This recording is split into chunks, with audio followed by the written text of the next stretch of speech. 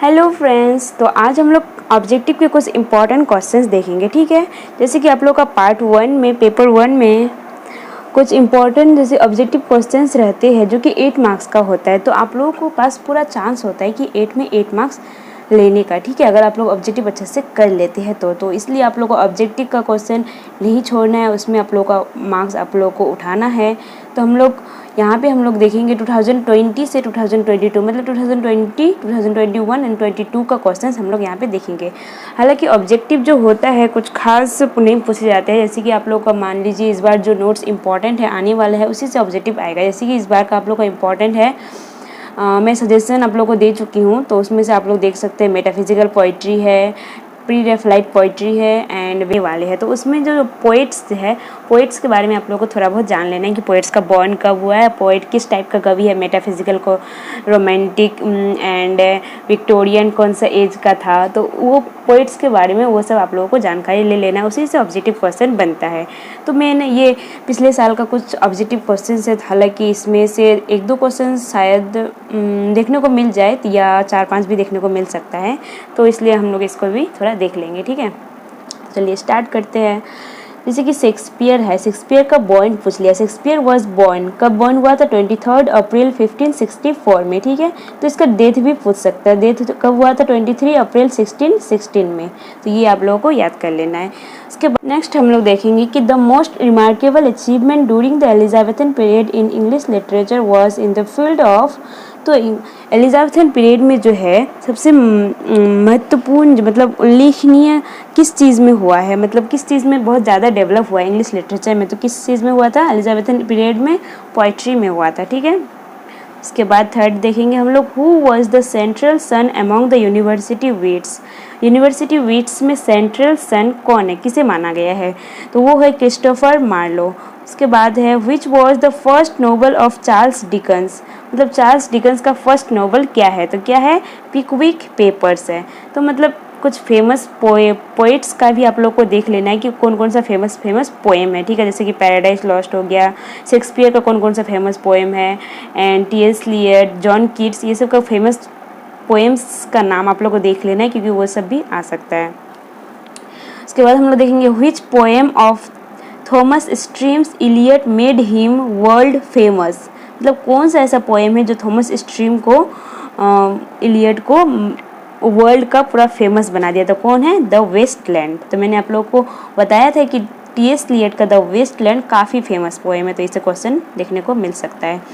Next है who was the leader of metaphysical poets. तो metaphysical poets का leader कौन थे? John Donne.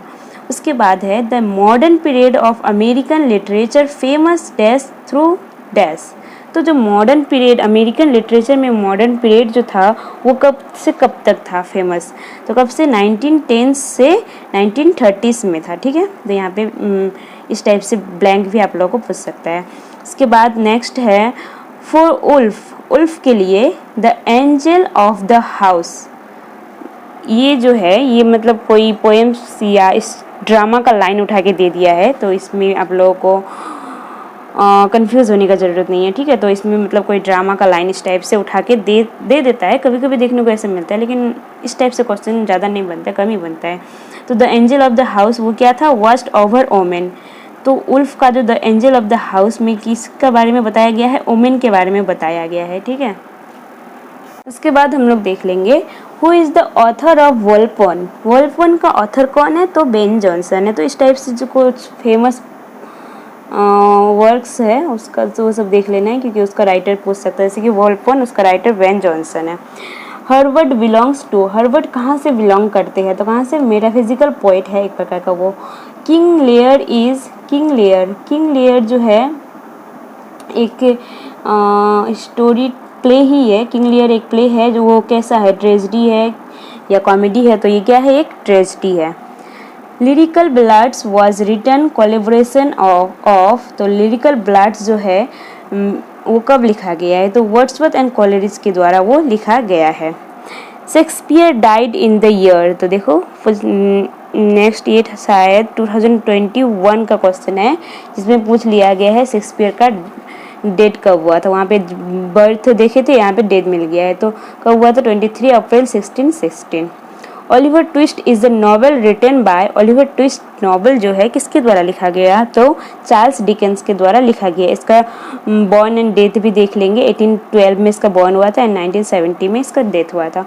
उसके बाद है सेवियन डायलेक्ट्स वाज यूज्ड बाय, तो सेवियन डायलेक्ट्स किसके द्वारा यूज़ किया गया है, तो बेमर्ट शो के द्वारा यूज़ किया गया। नेक्स्ट है paradise lost is, paradise lost जो है वो किस प्रकार का एक पोएम है, तो कौन कैसा पोएम है, एपिक पोएम है, ठीक है। नेक्स्ट हम लोग देखेंगे who is the writer of the good नेचर्ड man, the good नेचर्ड man का जो राइटर कौन है, तो राइटर है ओलिवर गोल्ड स्मिथ। नेक्स्ट हम लोग देखेंगे which poet among them wrote Scottish dialogues, तो मतलब कौन सा इनमें से कौन, इसमें ऑप्शंस रहता है, ठीक है, 4 ऑप्शन है उसमें रहेगा, तो वो बोला गया है कि इनमें से कौन सा जो है स्कॉटिश डायलॉग में लिखा गया है, तो किसके बारे में, रॉबर्ट बर्न्स ने लिखा है। विच पोच, कौन सा पोएट, तो कौन पोएट है, रॉबर्ट बर्न्स।